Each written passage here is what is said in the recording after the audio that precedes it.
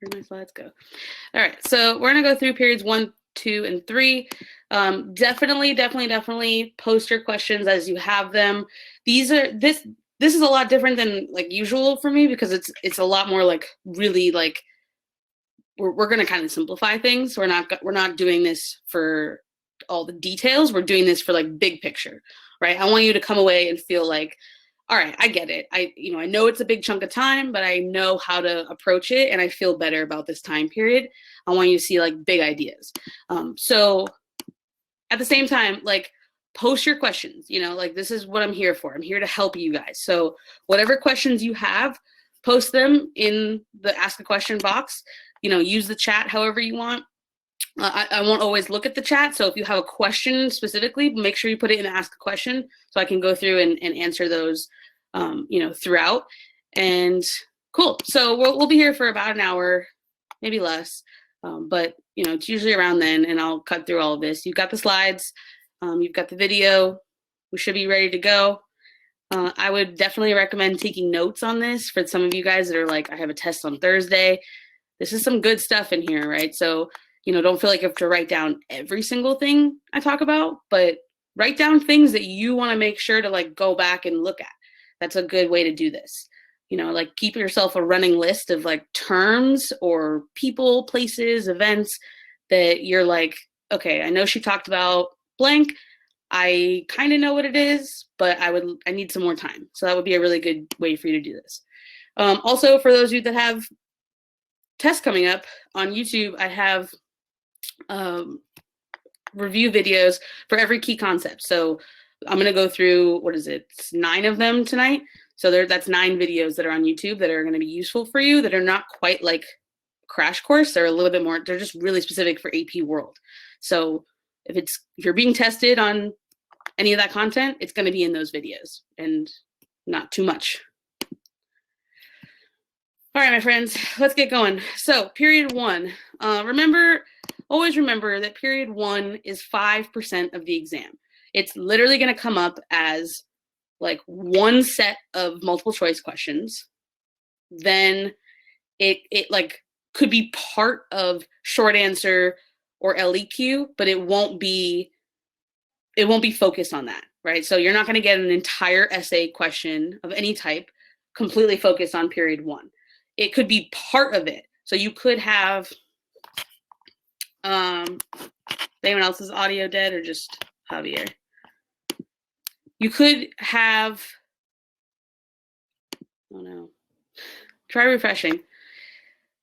So you could have a short answer question that's like part A, it's going to ask you about something before 600 BCE. Oh, there's a typo there.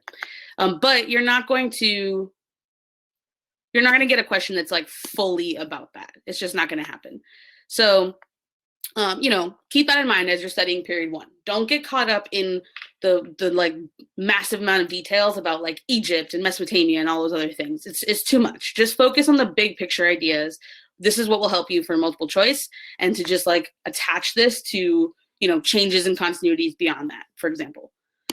All right, so 3 key concepts in time period 1. The first is all about early humans and migration. Essentially, you have this out of Africa theory. Humans begin in Africa and then migrate out of that, right? So they migrate to the rest of the world. I don't know if I have the map in here, but it takes them quite a few thousands of years to actually populate the whole world. But they're coming from, southeastern Africa, and that's the like hearth of humans. And so from there, they move along. And they're migrating mostly because of like climate and resources. So, as climates changed, they needed to move to find new food, new water sources. That's why you have migrations, especially in the early time.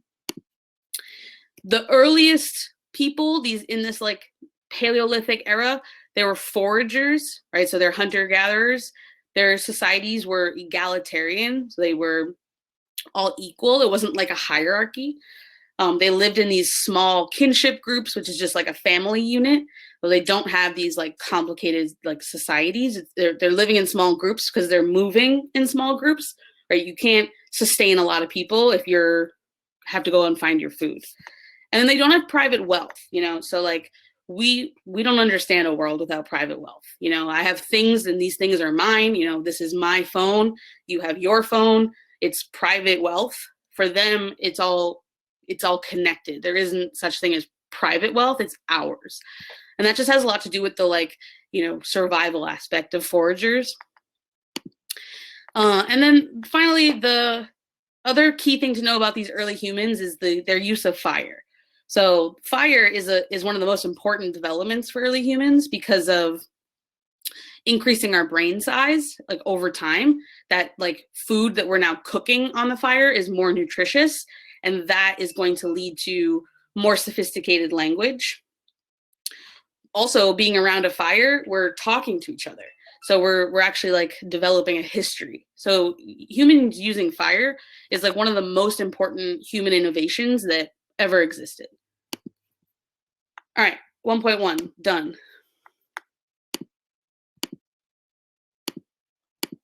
What is this? This is a double slide. Here we go. All right, 1.2, this is going into the Neolithic Revolution. So the Neolithic Revolution is that point right there is also one of the most, if not the most important turning point for humans. This is when we get agriculture. Agriculture changes everything about our life, our society, our politics, everything. So this is why we talk about was this good for humans or not? Obviously, we have so much because of it, but we also have a lot of detriments because of it. And so essentially you have, we start to domesticate plants and animals, which means that the population can increase because we have more food. And with that, it also means that not everybody has to be a forager. I don't have to go worry about my food because there's going to be enough of it. I can spend my time, creating pottery or, learning some other religion or other different parts of life. I don't have to focus on foraging. So specialization of labor is a game changer.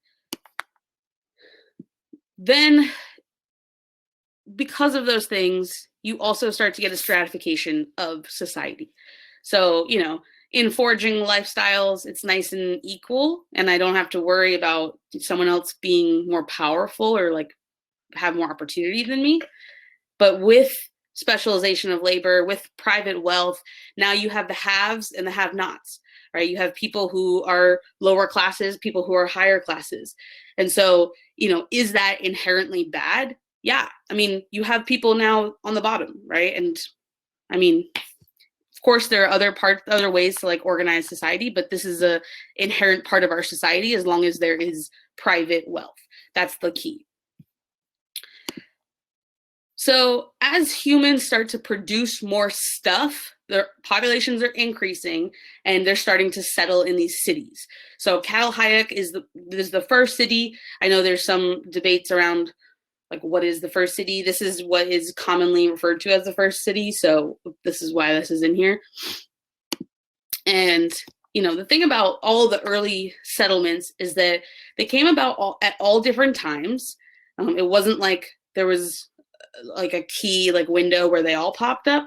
The way that they are popping up is in relation to migrations, right? So they come about first where humans are earliest, right? In Africa, in the Middle East, up into, Asia. And then they'll come about more way later in the Americas because they migrate to the Americas later. So they come about at all different times, but they span the world. Civilizations appear everywhere. It's kind of remarkable at how humans around the world have developed in very similar ways, even though they didn't even know each other existed, right? Some of these early civilizations in the Americas and then early civilizations in Africa, they didn't know that other people existed. They come about it at different times and they are very, very far apart. We live in a globalized world now, but it wasn't always like that. And so it's pretty remarkable that you do have, oh, you know what? I bet.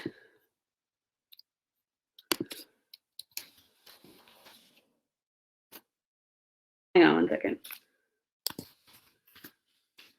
Yes. So Dylan, make sure that you're logged in not as fiveable because it's going to break this. Just come back in as you. Okay. All right. So the last thing about them is that they all appear near rivers and water sources. You've got Egypt on the Nile, you've got Mesopotamia on the Tigris and Euphrates, you've got the Shang dynasty on the Yellow River. They're all coming about near rivers and water sources because they need those for agriculture. They don't have, although they do irrigate the water so that they can move it where they need, they don't have very sophisticated irrigation techniques in order to bring water further than like where it is at the river source. So all right, so 1.2 is really just about the Neolithic Revolution, about the rise of agriculture, how our society gets more complex, how we have more resources, and that's a good thing because we have more people, we have more ideas and more innovation, specialization of labor. We just really we innovate a lot because of that. But it's also not a good thing because of social stratification, because of our impact on the environment, right? Like if agriculture itself, we're manipulating the environment, and so that's not going to leave good things. We end up overusing resources. Also, because of this population increase, because we're living in close quarters, you have more disease that's going to spread. So there's a lot of pieces that are also not great, right? Like conflict, like some of these massive conflicts that happen probably wouldn't have happened without civilization like this. All right, 1.3. So 1.3 gets into the actual early societies, right? Those are your Egypt, Mesopotamia, Shang, Indus River Valley. So instead of trying to desperately memorize every single thing about them, because seriously, don't. It's really ends up being kind of a waste of time for this. I would recommend instead this list of characteristics. Just know how they're similar so that you can compare them. Okay, so all of these early societies are large, they're powerful, they have cities, and they're bureaucracies. So, again, what is a bureaucracy? A bureaucracy is this where you have these different departments in charge of different parts of the civilization. You've got, education, you've got finances, you've got war, you just like we have a cabinet. You have everything split up. And so it really helps to run big civilizations. Those are the big important characteristics of, that's the first thing, right? Then you've got agricultural surplus. So it's not just foragers, right? Now we're producing agriculture. We have more food than we need. That's true for all of them. So because of that, they start to specialize in different things, right? I don't have to be a forager. I can do something else. And so all of these civilizations become very wealthy because of that. I mean, at least some people become wealthy, and then you do have the society itself is wealthy. All of them build monumental architecture. Usually they're either for defense or religious purposes. But essentially they're power structures, right? If I build this massive monument, I'm kind of flaunting how powerful I am, right? How do you build a massive monument? You need money, you need people, you need influence, and then you can build. And so it kind of can scare away your enemies. So you've got things like the ziggurats, the pyramids, and then just defensive walls that pop up. All of them do that. All of them have some form of writing. So in Egypt, you have hieroglyphics. In Mesopotamia, you have cuneiform.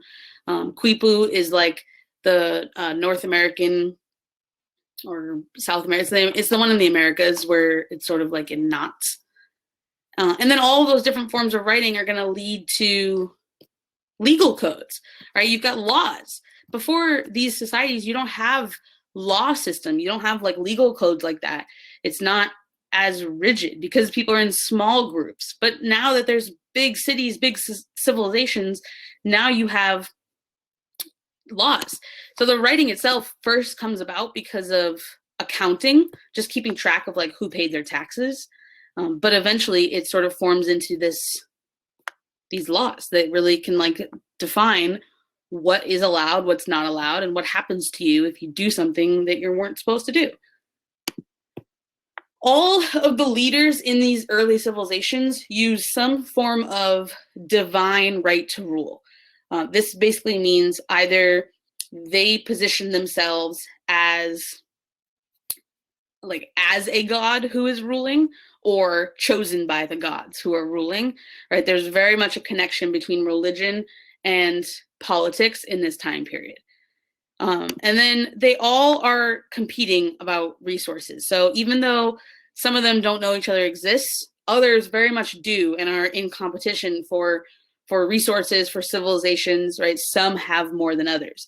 The Hittites are an example of having a supply of iron that other people wanted. So you have this competition between them. I'm trying to see how many, oh man, okay. All right, and then finally, because you have innovation happening, you have new weapons forming. So conflict is going to get even uglier, right? So, you know, with the invention of, or the innovation of bronze, weapons themselves get stronger, and so conflict gets bloodier. So a couple of pictures. These are the Olmec heads. As for some reference, this is like 8 feet tall, I think. So, you know, imagine where you are on that. And this would be a ziggurat. This is in Mesopotamia with that kind of flat top. It's a temple. So this was done for religious purposes. All right, we're done with period 1. All right, let me check the questions. What questions do you guys have on period 1? Let's see. Will they ask about social stratification in specific regions? So if you know how the different societies are, what the different classes are called, then you have, trying to see. Okay, then you have evidence points, but they're not going to straight up ask you like, what was the high class called in Mesopotamia?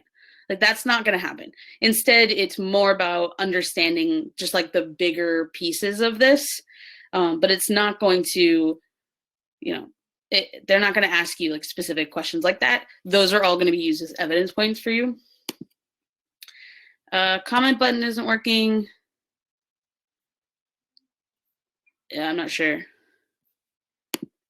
Can I rewatch this to review my test later too? Yes. So this exact, where you are watching this, this will become the replay. So you can rewatch this replay and any replay that I've done already. Okay. All right, y'all. Does that include the mandate of heaven, or was that later? Mandate of heaven, yes, it does include it, right? So that's a perfect example of that divine right to rule, where you have, actually, let me just post this as a question and then answer this question. So divine right to rule does include mandate of heaven. That starts at the Shang dynasty. Yeah, so actually, no, it starts right after the Shang dynasty, because Shang is sort of first. So then you have the Zhao dynasty, or the Zhou dynasty, and that one is the first one to say like, nope, we're supposed to be the one in charge.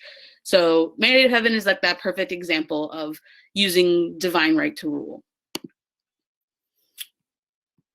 All right, let's get into period 2. Ready for this? All right, give me an emoji of how you're feeling right now about period 2. Or even better, give me an emoji that describes period 2. Yeah. Any emoji. Yikes. All right, here we go. Money. That's a good one. All right, period 2. So the best thing about period 2 is that the key concepts are organized really well. I mean, it's pretty much religion, then what's after religion? I think it goes religion, politics, trade. So if you can, like, if you want to sum up period 2, it's religion, just like Viviana's emoji, right, with the church. It's religion, it's politics and how these different societies are organized, and then it's trade. Okay, so those are the three main things for time period 2. Okay, so in terms of religion, and again, if you need more about each of these religions, head to the review that I did a couple weeks ago. I went through all of the major world religions and just hit on like exactly what you need to know about each one. So Judaism and Hinduism, they form in Unit 1, but they develop further in Unit 2. So these two come up as, examples. Hinduism, obviously with the caste system, will affect the social stratification of India. So super important to just know kind of the basics around these religions. But, you don't need to go like super far in depth about the like tenets of each one. But like, if you can just remember Hinduism, caste system, reincarnation, like I'm super simplifying. Okay. So trust me, I would love to take an entire class on just Hinduism. I think it's an absolutely fascinating religion, especially, with any of these, but I'm going to really simplify them just to kind of make it a little easier. So those are kind of the like key things to remember about Hinduism. In period 2, these are the new religions that come about. So you've got Buddhism. Buddhism is forming in India. It's to like simplify it, it's really about ending suffering by ending desires. So if you are focused not on like material desires and rather on like a spiritual like enlightenment, then we can end human suffering. And Buddhism spreads in India thanks to Ashoka, who adopts Buddhism, puts up those rock and pillar edicts, and really spreads the ideas of Buddhism through India, and then they'll spread into China mostly in time period 3. Daoism is in China. Daoism is your yin yang, right? It's this balance, this harmony with nature. If you read any document that is from a like Chinese scholar and it talks about harmony with nature, there's anything about if it's some sort of like religious document and it's talking about nature, it's Daoism. That's how you can connect it as quickly as possible. So Daoism, think nature. Confucianism is much more about education, relationships, this like patriarchal relationships, right? These ancestral like family honor. These are the like key words to think of. So if you read something that you need to define, Confucianism from it, then those are your keywords for that. And it is very much a definitive, it's very definitive of Chinese history throughout. Christianity is kind of like Judaism 2.0, except that Christians believe that Jesus is the Son of God. Jews don't regard him as a son of God. They believe that he was a person that existed, but he was not he's not, the Messiah. Whereas Christians believe that he was the Messiah, he's arrived, he's here. So Christianity spreads, starting in Rome, spreads throughout Europe and the Middle East, and then throughout the world through trade and through missionaries. A couple other like key, not religions, but philosophies to know. The Greco-Roman philosophy. This is, my computer is hot. The Greco-Roman philosophy is basically all about reason and logic. You've got Socrates, Plato, and Aristotle. In that order, each was the next teacher. So Socrates taught Plato, Plato taught Aristotle. And a lot of it is about like questioning, understanding, nature and society and laws and human behavior, but doing so through logic. So it's not really like a divine power. It's more about understanding the like logic of things. Animism, we see this much more outside of the core civilization. So Native Americans, more like indigenous tribes throughout the world, where there's this focus on spirits within the natural world, right? Everything is interconnected. It's not one high spirit, it's spirits within all of us. Okay, and then the last one, ancestor veneration. So this is where you worship your ancestors. It's seen a lot in some of the Chinese philosophies. Where else is ancestor veneration seed? I have to think about it. But basically, this is your religions and culture in a nutshell. Okay, so the ways that you're asked about religions on the exam have a lot to do with the spread of religion. Like that's the key thing to know. So it's more related to like trade than anything else. The other thing is about politics and religion.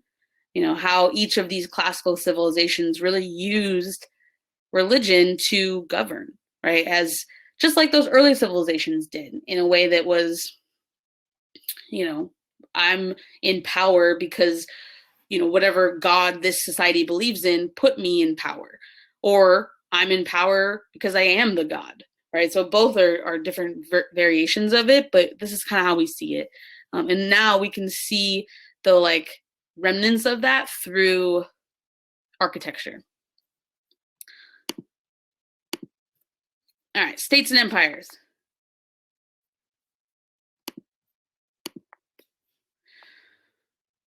So with period 2, it just feels like this like, you know, series of empires, and in a lot of ways it kind of is.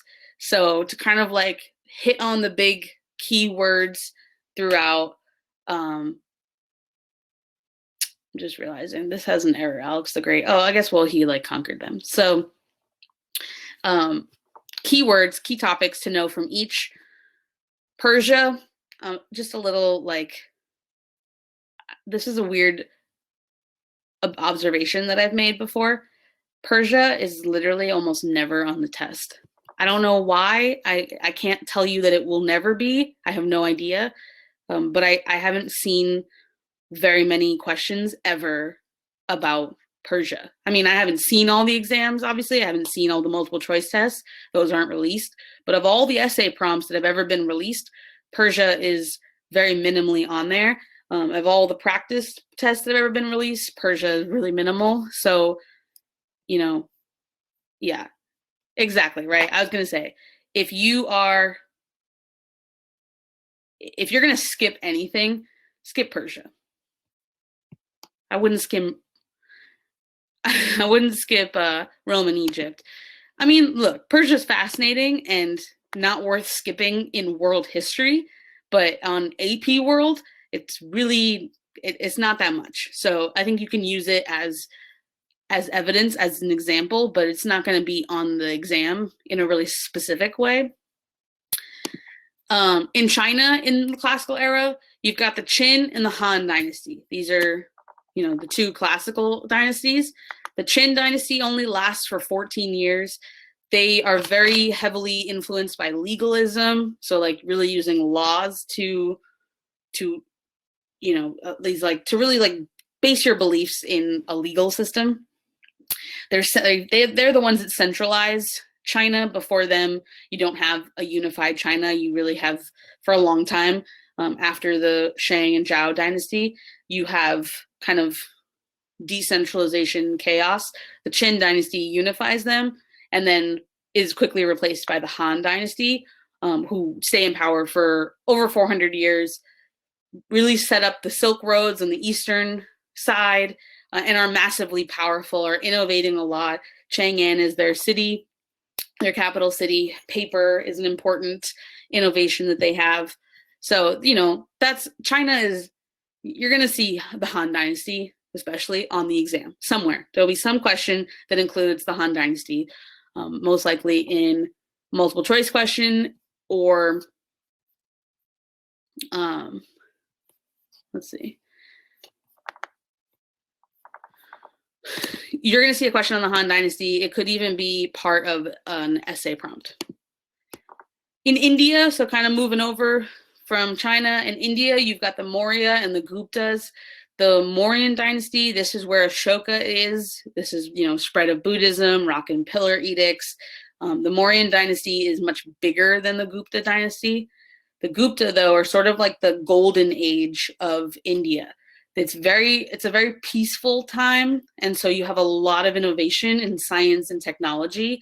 There's just a bunch of different inventions that come about then, like what is it? I think like the number 0 is developed by the Guptas. Yeah, Guptas are pretty dope. Potentially pi. I can't even. Sometimes I get confused by the different innovations in the different places. So don't feel like you're the only one if you're like, I don't remember who did what. I think with Gupta, you've got, just remember that this is the like golden age, in Greece, yeah, I can see your comments. Okay, so yeah, I'm just getting like, yeah, I can see your comments. I'm personally getting backtracked or like getting sidetracked because of sometimes I look at the comments and sometimes I've got my like slides open, but I kind of get like all over the place. So I'm trying to like stay focused. so anyways, so Greece, to be honest, is another. If I was gonna skip one, I'd skip Persia. If I'm gonna skip two, I'd skip Greece, which is crazy for living in the Western world to think that, but it is what it is. On the exam, it's not gonna be all that much. The big things about Greece. That word is oftentimes used that has anything to do with. So Greece was democracy, right? A direct democracy. So it wasn't like a representational democracy like we have. It was also, there's lots of conflict going on in between. And also, just to be clear, yes, they're a democracy, but no, not everybody had the right to vote or to really do anything for that matter. Just, men with land who were citizens. Okay, Rome. There are actually 3 parts to Rome. There's the kingdom. That's the earliest time period of Rome. That part is also almost never tested. Then you got the republic. The republic is where Caesar is. He's at the very end of the republic. The republic is also almost never tested. What you're really talking about when we talk about Rome is the Roman Empire. So don't throw in Julius Caesar because he is almost never part of it. He's before the time period of when you really focus on in AP World, which is the Roman Empire. That starts with Augustus. Another important emperor to know is Constantine. He's the one who legalizes Christianity, or makes it the official language or religion, and that's in 313. That's the Edict of Milan. So Roman Empire. The Mesoamerican Societies, there are several in this time period. Teotihuacan, which is in Mexico, the Mayan. Each one, it's kind of funny that I have like the locations of 2 and then just like an innovation of the other. But each are very similar in their, in kind of how they're designed, how they're set up. All of them have lots of different innovations that come about that are very influential to like other Mesoamerican societies. Another practice you see is like human sacrifice, bloodletting. Okay, so, oh, that's so cool that you've been to Teotihuacan. I would love to go. I mean, like, there's some amazing examples of monumental architecture in these regions that are just so incredible to see in person. So, to really simplify things, why do empires rise? These are your list of answers for the reasons of the rise of empires. You've got bureaucracies that allow for complex societies to exist, right? If I don't have a really powerful way to run my society, I'm not going to be able to keep it all together. You have to have that like complicated system. You've got to have laws. So, for example, in Rome, you've got the 12 tables or Justinian's code. In China, an example of their bureaucracy is the civil service exam, right? They have these like complicated mechanisms to support the society, like laws, like bureaucracy. You've got roads. You've got to have like physical connections to the whole empire. So all of these empires do rely on roads. Rome has the Roman roads. Persia has got the royal roads. It helps keep these things connected. You've got strong militaries to keep them defended and to expand. Yes, Justinian's code is post-classical, but it's like right at the end of, actually, I think it's even in the 500s. But it's an example of why empires rise. And even just like having slavery, it gives you this lower class that can produce all of these goods, right? Can build monumental architecture. So that's a big piece of it. Why do empires fall? Well, in some cases, the environment is damaged. In other cases, you've got invasions or revolts happening on the inside, and disease, right? So you've got spread of disease. And just like different, corruption is a big piece of it too. And all of these empires kind of go through, it's like, 10 reasons why empires fall. They all hit some combination of those 10. And what's really scary is that, I'm gonna be honest, like, I'm not making any sort of conspiracy theory here. I have no idea what will happen to the United States. But if you look at that top 10 list, there are a lot that we have sort of hit. And so just, I don't know, it's kind of interesting not to think of ourselves as invincible. We're part of the same human history that these people were. People in Rome were no different than us. They just lived 2,000 years before us.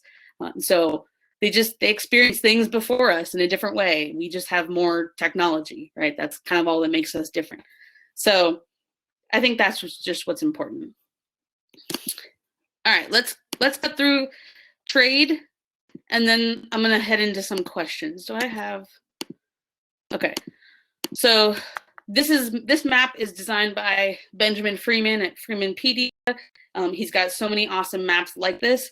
And so, it's really important that you know the 4 major trade networks, which are in the red, Silk Roads, which are not just roads and they're not just silk, but that's what they're called. In the purple, you've got the Indian Ocean Network. In the yellow is the Trans-Saharan Trade Network. And then the blue and the green are both part of the Mediterranean. I'm not sure why they're in different colors here. So those are your 4 major trade networks. They really start in the classical era, then they expand in the post-classical era. So that's it, they're the ones to know, and they're going to take you through the whole course, really. We don't really rely on the Silk Roads anymore, but that's just because our transportation is better. So we don't need to take, camels to distribute things. We still do, but we also rely on, boats and trains and planes. All right, things to know. So, like I said, those are your 3. They're referred to as the silk, sea, and sand routes. So some of the new technology that comes about, I'm going to just kind of put up this whole thing. No. Okay. And automobiles, yes. We obviously, trucks and all kinds of things. So things to know about trade. New technology. You've got yokes that are literally the like saddles that or not the saddles, but like the bars that tie animals together. All right, so instead of taking 1 ox to bring my stuff, I can put 2 together to take even more. You've got saddles to actually put on the horse or on the ox. Riding it will make it a lot easier, and on the camel. Stirrups are like where you put your feet on the side of a horse. All of these things just make transportation better, right? See a pattern, right? Better at transportation, which means that we can trade more, faster, and safer. All of those things are good. Some of the things that are traded, you've got rice and cotton are being traded across the world.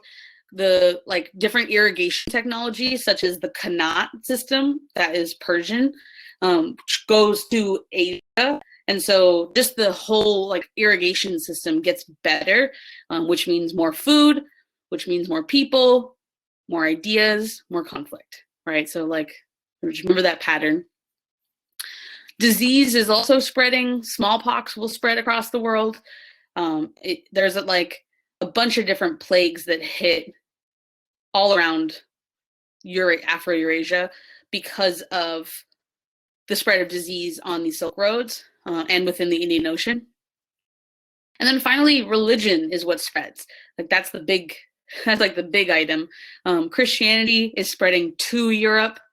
Buddhism is spreading to East and Southeast Asia, and Hinduism is spreading to Southeast Asia. So you've got a lot of movement of, ideas and of people around the world. So I got a couple pictures for you. This is a stupa, which is, like a Hindu temple found in India. These are aqueducts. Aqueducts are sort of irrigation systems that Rome used. You can still see these all across Europe, which just shows the extent to which Rome influenced Europe. The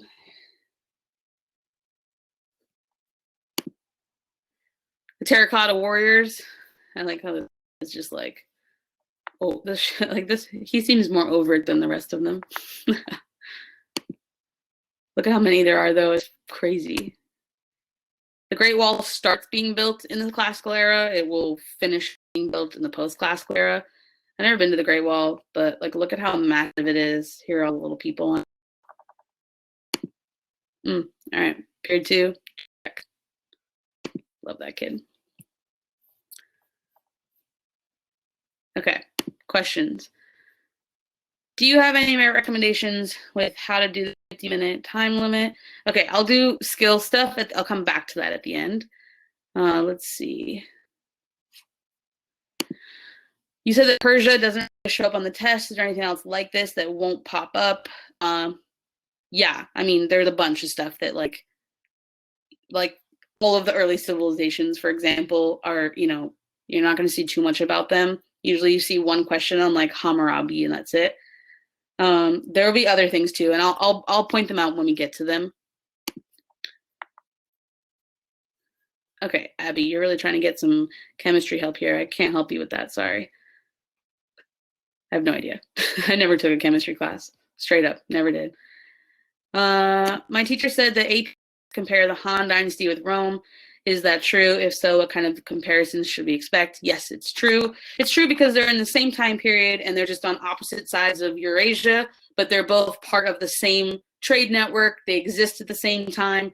They have similar, like political structures, but they're different because of their like culture. And so what their major influences are, between Christianity versus Confucianism, or, before Christianity, you have like more like Greek gods influencing Rome, this like more pagan societies. So they're different in their cultures, but they're similar in their like social structures and political structures. So you'll basically be asked how, like, in different ways that you can compare them. You can compare them around, like, think about spice, to help you. And yeah, comment right here, Miko, this is exactly right. With approaches to technology, that was a past essay question, or a DBQ even, and China was more accepting to new ideas, right? Pushing the boundary. Cool. All right. Okay. All right. My computer is going to die. Hang on one second. All right.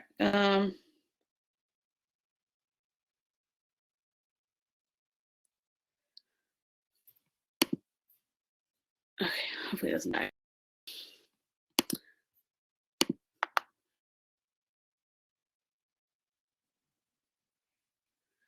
Okay, so trade continued.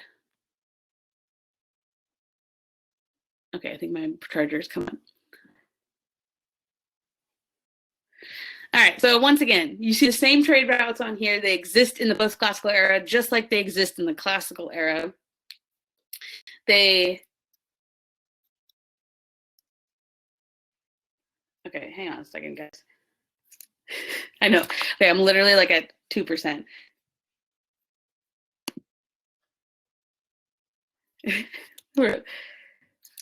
No. All right, coming. Yeah. Thank you. Hang on, y'all. I'm like in low power mode.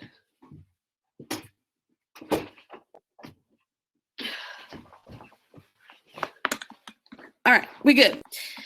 All right. I was getting stressed out watching that go down.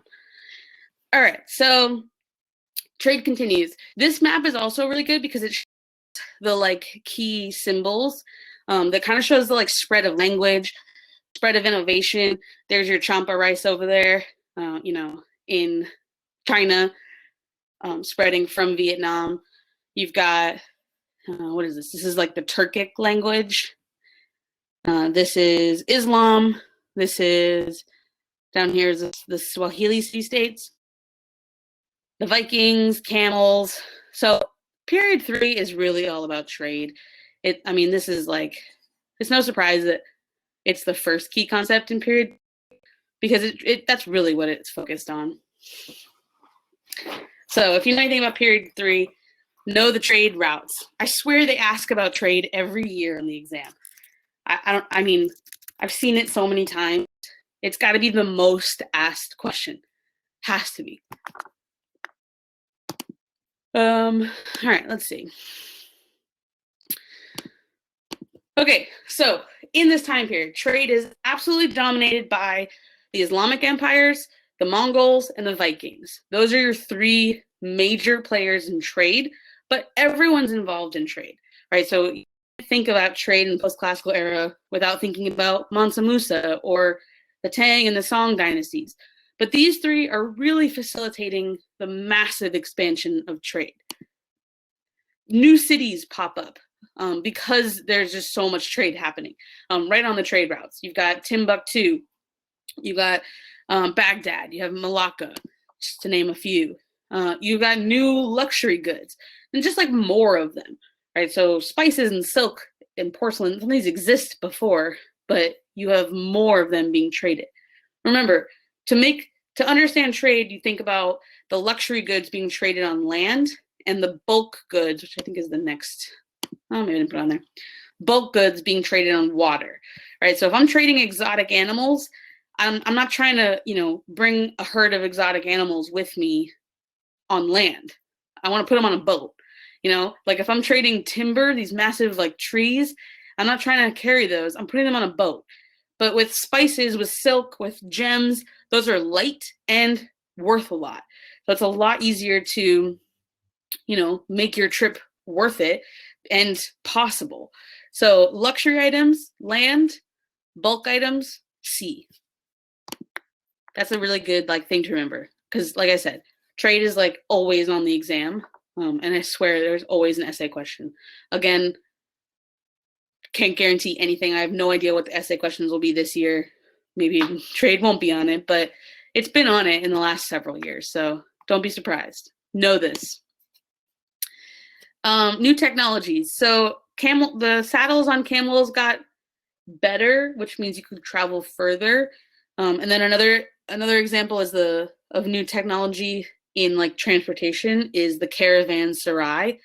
These are sort of your like holiday inns of the Silk Roads, kind of just like where people would stay on the way, right? It's kind of I should change that to your like, kind of like the Airbnbs of Silk Roads. Although it wasn't like one person renting their place, so a little different. New navigations in, you've got the compass in China, the astrolabe, which is Hellenistic, but this is like, you know, helping to navigate. And then of course those bigger ships, right? The dhows and the junks. So just like we said, like more trade, we're getting better at it. We can go further, faster. This is all part of the same story. Also new tools for economics. You have paper money, or, you know, flying cash like credits and loans. You have different trading organizations like the Hanseatic League in Northern Europe that are similar to like, they're like early versions of like NATO, right? Or not NATO, NAFTA, right? So these like trade organizations where you can trade more freely, like the European Union. So again, making trade easier. All right, I'm just going to throw up the rest of the stuff. Okay, so you've also got migrations of people. Bantu and Polynesian are the most important, like, human migrations in this time period. Bantu is spreading throughout Africa, and today you can really see a wave of influence of where Bantus migrated from, based on language. It's very connected to language and like ethnicity. So you can kind of see their travels through that. And then Polynesian, of course, in the Pacific. Diasporas are a spread of people like away from their homeland. So in this time period, there are 3 major diasporas, and there are several more in history. You have Muslims in the Indian Ocean network. So, Muslims, their hearth would be in like Saudi Arabia area in the Middle East. That's like where Islam begins. But then as Muslim communities get involved in trade, a lot of times they stay there, right? So, you have Muslim populations across the world that are not living where their homeland was, because they've moved away, they've stayed there, they've built up, communities in other places. And then Jews out of the Mediterranean. So same thing, you have a diaspora of Jews that will really pick up later. But like today, it's because of the diaspora after World War II, where you just have Jews everywhere. And then the last thing about trade that comes up in this section are the explorers, right? So Marco Polo, Ibn Battuta, Zheng He, these are your like 3 major explorers that go out and explore and connect and write about it. And that's the most important piece, is that they document what they see. And so then when they come back, now we can read about it. You can hear about what the other societies look like, what they're doing, what they know.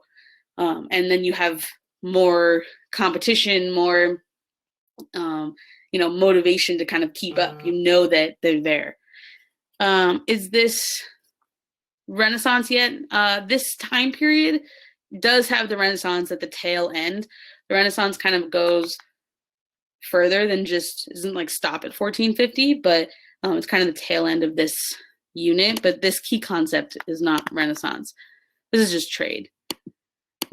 3.2 is all about the actual politics of it. So just like you can kind of narrow down the big trading influencers to Islamic empires, Mongols, Vikings, you can also narrow down the top like political powers of this time.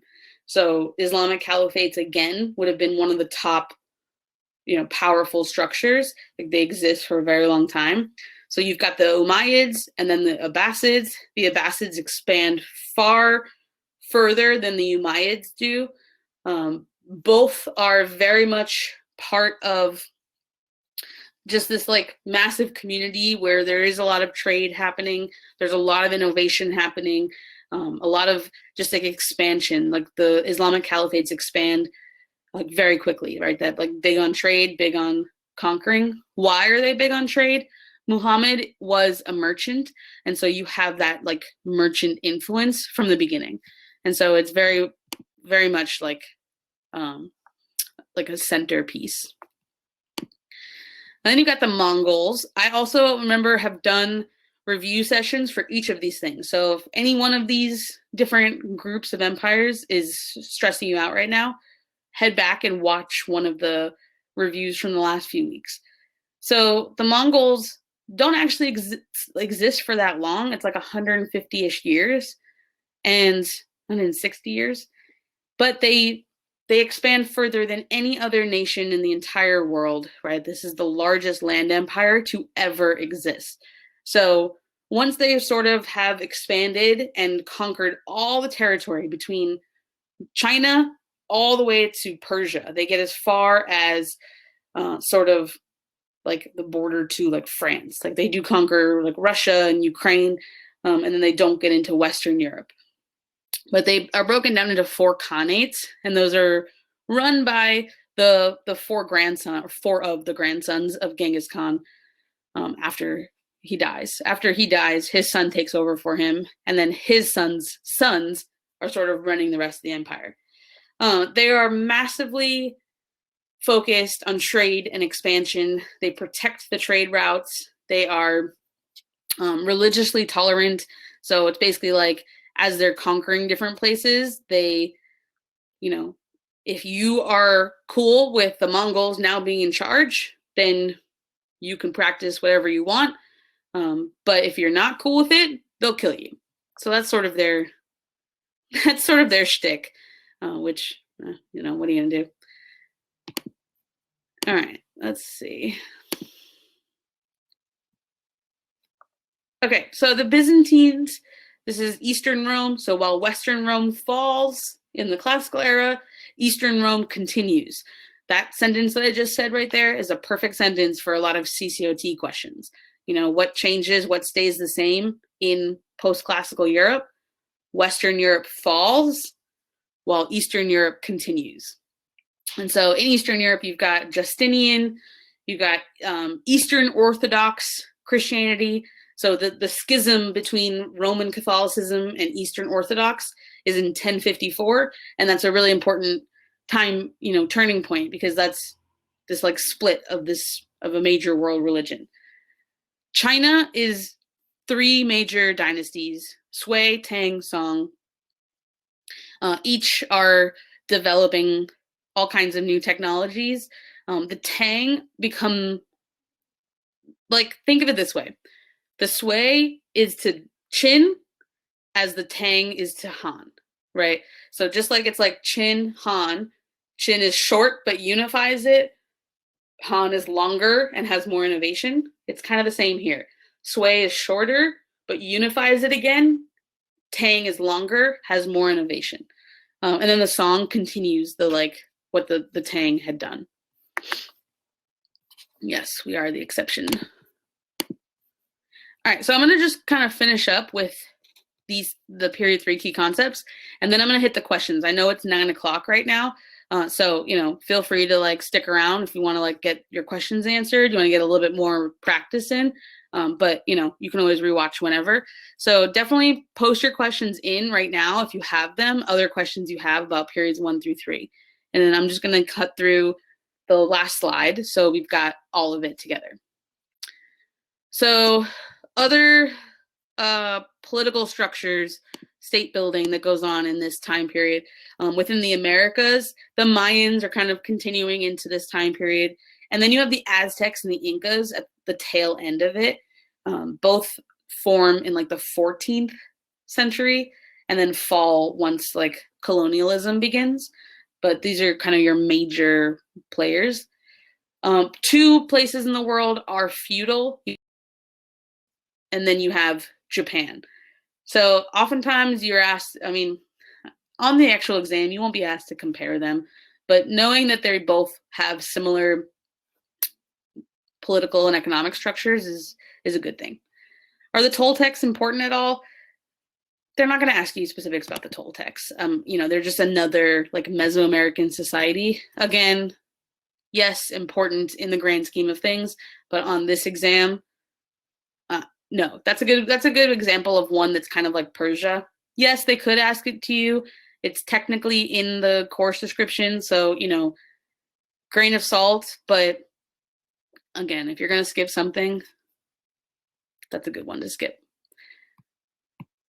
All right, so the economic productivity and consequences. So because you have so much trade happening in time period 3, there's just so much more being produced.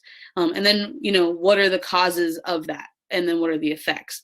So you've got more crops. Champa rice, so someone had brought that up in the chat. Champa rice is just such a good example to remember of a product that just really matters for the population growth of this time period.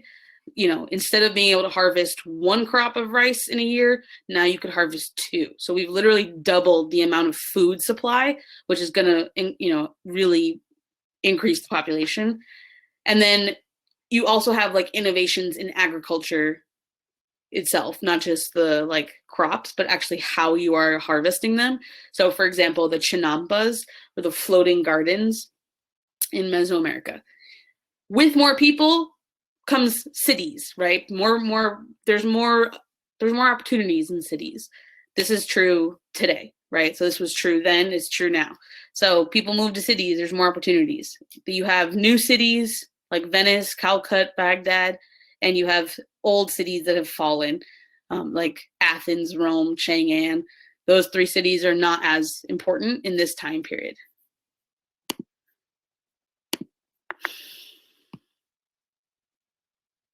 Okay, so actually, you know, the Little Ice Age really, okay, so basically in these cities, because you have so many people living close to each other, you also have more disease that will spread in the city. You do still have a lot of invasions, right? Especially like when you think about like in Europe, it's very decentralized. There's a lot of these like tribal invasions that happen because, you know, you've got these defensive walls. You have, you know, there's wealth in there. I want it. That's sort of the idea. By the end of this time period, you do have the Little Ice Age, which is a massive sweep of climate change that happens and really affects agriculture because it gets colder. So whereas, you know, before then, in some places, you would have been able to produce a lot of food, afterwards, you wouldn't because I can't, right? The climate is not supporting of this. So that's going to lead to some population decline. Some fun new social changes.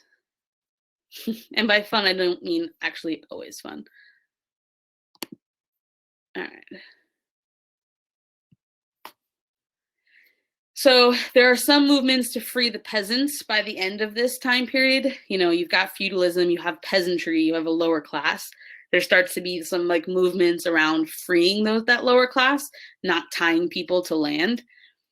You've got things like guilds where people kind of work together in a cluster to innovate rather than kind of separately. Coerced labor and military obligations are not fun social changes. Coerced labor is where you have people being forced to work. So, you know, different aspects of slavery, of, you know, tying people to the work that they're doing and forcing them to continue. This is going to get a lot more heightened in time period 4 with like the Columbian Exchange and the Atlantic slave trade. So we'll talk about coerced labor more in time period 4, but it really is a big part of this time period as well. Some religious revolts to know about. You have the White Lotus or the Red Turban Revolt in China. This is sort of the end of the Mongol rule, where it kind of becomes the Ming Dynasty because of this revolt. Religions will continue to spread. You know, we talked about this with trade. You know, because you have a spread of religion, you also get an effect in gender relations, in literacy, in family structure. So like with literacy in Buddhism, you have these like nunneries, for example, where unlike in other places in the world, you have women who are allowed to learn how to read. And so the nunneries themselves were very much like centers of learning. All right, so you guys got the slides, so I don't feel like I'm going too fast. But this is the Hagia Sophia. This is in modern day Istanbul, past tense, Constantinople. Used to be a church, a Christian church, then it became a mosque. It's massive. It like in person, this is actually one I have been to. In person is it looks so big, and it's like one of the most beautiful things I've ever seen in person. I had to put it in order. This is what the mosaic like architecture looks like in Spain, in places where there was Islamic influence. All those little like tiles, also super beautiful. And this is in Cambodia. This is Angkor Wat. I think Notre Dame in France. And that's it. All right, let me close out of that. Okay, so I'm just gonna go through the questions and answer ones that are, I know, I just put a bunch of GIFs in there just for fun. All right, so question time. Do you have any recommendations with how to do 50-minute time limit for the multiple choice questions? Yeah, so look, the thing is that this is a timed exam. You've got to practice times as a skill. You know, being able to answer questions quickly is a skill in and of itself. So it's not a lot. You know, you've got 1 minute per question. So what I would do if I were you is not just practice like a whole exam, but practice multiple choice questions and put timers on for yourself to move faster. I would also recommend, you know, yeah. I mean, look, so definitely go back and look at what Dylan did before. He just did a whole session on multiple choice in particular. But to kind of like quickly sum up, I would say look at the like sourcing of the document and just like the title, like what is this document? And then just read the questions. Like don't read the document first, just look at the title and like who wrote it and where, just to get some context, and then look at the questions. And then once you see the questions, some every once in a while there's a question that you absolutely have to look at the document, but a lot of times the questions can be answered without the document. So I would just look at the questions first and then look at the document to see what do I actually need to know. Because sometimes you spend a lot of time understanding the document, but you didn't need to do all that. So all right, I'm just going to delete this one and this one. Do you get to see the old tests? Are they released somewhere? You can see all of the old essay prompts on College Board. If someone could just find the link for, does anyone have that link? Let's see, I can just find it for you. World, just Google that. And then you've got, here we go, past exam questions. Okay, so this is a link on College Board publishes all the past essay questions. The multiple choice questions are not released. So, those you'd have to, you'd have to use practice. They have like one practice exam that's released, and then they also have some other, there's just like prep books and stuff, but you can't necessarily,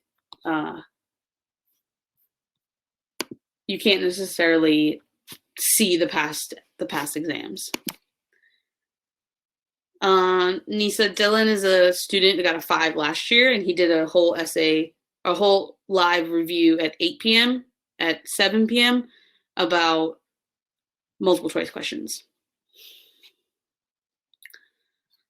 Ibn Battuta, yes, West Africa. Well, he was like in West Africa. I think he's from the Islamic empires. What does Zhang He do? Zhang He is a Chinese explorer. They all kind of do the same thing. They go out into the world, into different parts of the world, and they document their travels. And so, like, again, these ones you could go really in depth in, but you just don't need to. I would say, just know them as examples of travelers that kind of connect the world zones, but it's not necessarily like a specific thing that'll be asked. Dylan's next live session will be in January. Right now we're looking at one a month, but it might be a little bit more. But you can still see his live session, the replay. Crowdcast.io/thinkfiveable.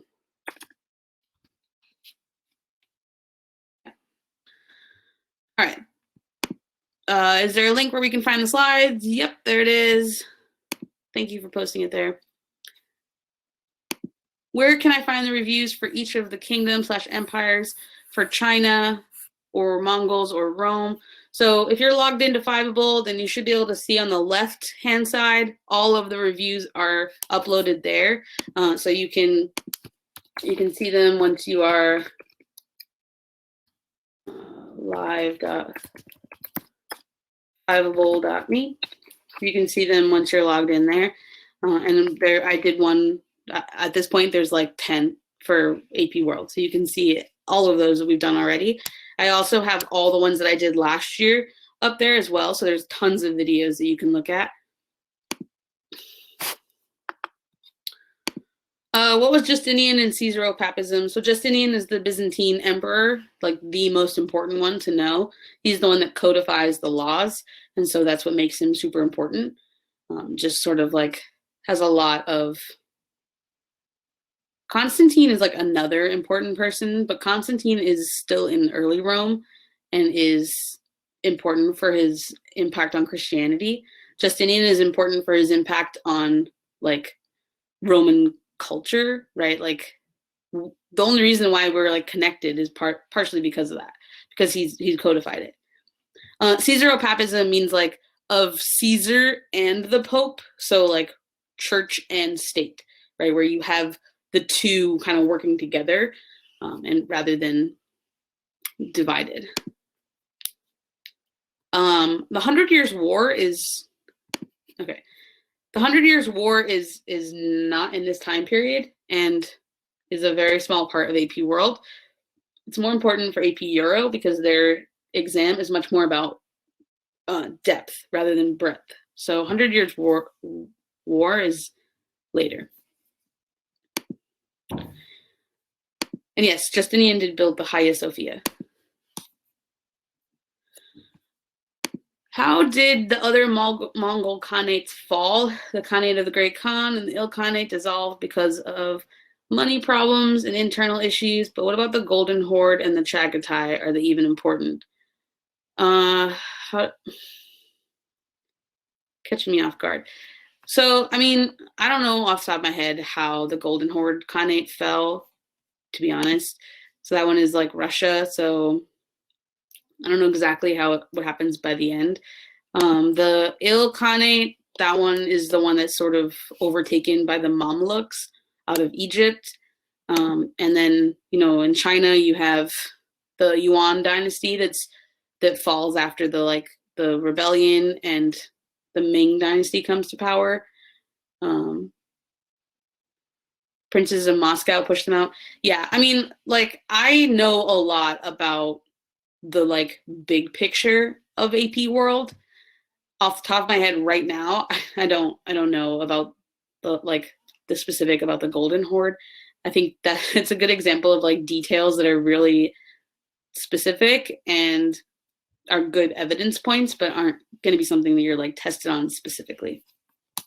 Which is why, like, if I don't know it, then it's not going to be like totally on the exam. That's kind of like how it.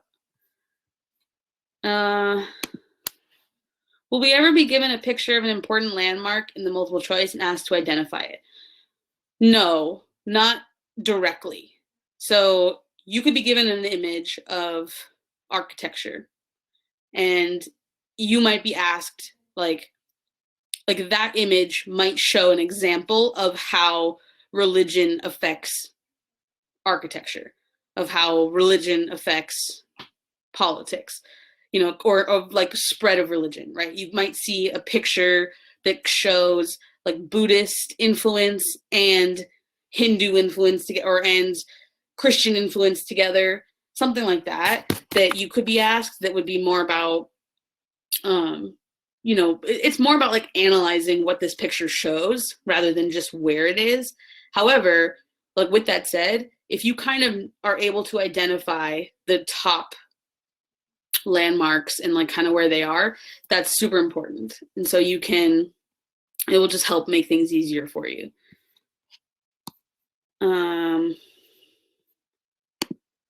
The Red Turban Revolt is the like White Lotus one. It's how the Yuan dynasty falls, the Mongols in China, and then become the Ming dynasty. It sort of pieces those two together. So it's different than the Yellow Turban Uprising, which is in earlier China in the Han dynasty. This is a later one. Where can we find practice exams? So it kind of varies. You can use sites like Albert.io for practice exams. You also can use something like Romulus, the Romulus app. they have an app for AP World that has just like quick like questions. They are just kind of trivia based. They're like quick like multiple choice questions that aren't stimulus based. And that is, yeah, that one does cost, I think, $3, but I think could be worth it for an app that will help you. And then other than that, I mean, you're looking at a prep book, you're looking at, you know, other things that cost money. So in terms of like cheapest of practice questions, that would be it. But those questions are not like exactly the same like format that you'll see on the exam. They're more like practice things quickly. Do you have any tips for writing SAQs? I find it really difficult to get good SAQ scores. Yeah, and in January, I'm going to do some like SAQ specific sessions. Like we're definitely going to talk a lot about short answer questions and really going through the essays. So the thing about the short answer questions, just like really quick, you know, it really does mean short. You can answer it in basically 3 sentences or less. Think of it as like use the ACE structure. So ACE meaning A, answer the question. I'm typing this into the chat for you. Actually, I'm going to type it into the comments on here. Okay, so A means answer the question. So like if the question says, you know, how did Rome fall? It's not going to say something that straight up, but you know, what would explain one way that Rome fell. So you'd answer it. Rome fell because of outside invasions. Then cite an example. Oh my God. C would be, you know, for example, the Germanic tribes invaded Rome. And then C, and then E would be explain. So, you know, because these invasions came in, the like, you know, defensive walls weren't able to withhold them, and they ultimately fell because of that like outside pressure. That would get you that point. So we'll talk a lot more about SAQs and LEQs and DBQs in January. This fall has been really focused on content. So it's just how we decided to do it. All right, my friends. So we're 20 minutes over. I want to give mad props to all of you that have stuck around for this long. You know, spending this much time practicing and talking about AP World History is not something that you have to do. It's not required. It's not mandatory, but you know, you're here, you're doing it. Let me ask you guys a question. For those of you that are here, tonight I did something I don't usually do. I sent an email about 20 minutes before the live session went up. Was that helpful for you? Do you want me to continue to do that? Send an email 20 minutes right before, remind you, now you jump in. Okay, because before that, I've been sending them in the morning. Maybe just sending them in the morning is a complete waste of time. So maybe instead of the morning, I'll send them right before. All right. That I can definitely do. I mean, or I can do both. I don't know. Do you prefer having both? Did you like see the one in the morning and think like, oh yeah, that's happening tonight. And then you saw it right before and you're like, oh, it's right now. Okay, both. Okay. Yeah, I can keep, I'll keep doing that. I'll keep sending an email about 20 minutes before. Yeah, I know. It's tough. Eventually we'll have an app, trivia app, and you guys will be able to get push notifications when we're live. But for now, it's all about the emails. All right, my friends. Get on the Kahoot game. That Kahoot game is going to be limited to 500 players. So, you know, make sure you guys get there early next week. It's going to be Monday at 9 p.m. So it's a little bit later than we usually are. But get your friends to join, spread the word. I'm also doing Kahoot games for 9 other AP subjects. And so if you just go to fiveable.me/Kahoot, you can sign up for any of the AP reviews that we have.